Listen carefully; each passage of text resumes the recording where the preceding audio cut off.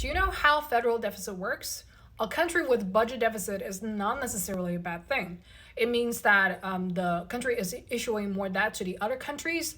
Its GDP growth is positive and it's growing. So if a country has a budget surplus, it's not necessarily a good thing. Even though it's spending less than its revenue, it could mean that economy is contracting.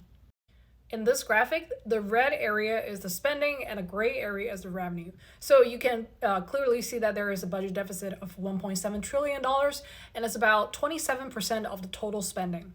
So these are the major items that needs to be spent no matter what. And what I find interesting is that there is an interest of debt of $0.66 trillion.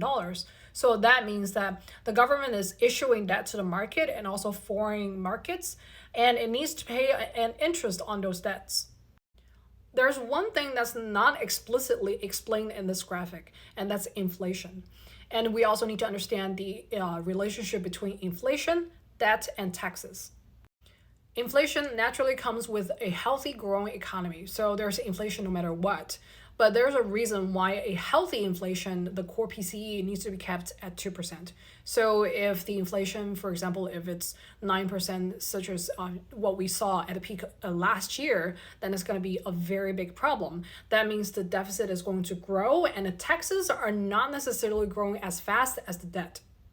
With high inflation, the debt market is going to grow. But here's the thing, not all of the debt is going to materialize. So part of the credit crunch is going to destroy at least part of the public and also private debt market.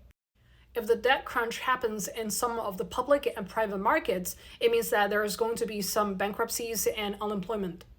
But if the government decides there's not going to be a debt crunch, meaning that none of the debts are going to be canceled, or there are some kind of plans to support those businesses that are on the verge of being bankruptcy, that means the revenue from taxes needs to increase.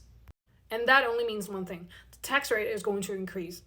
If the tax rate doesn't increase much, that only means that we don't have as many resources that we need in order to support the growth.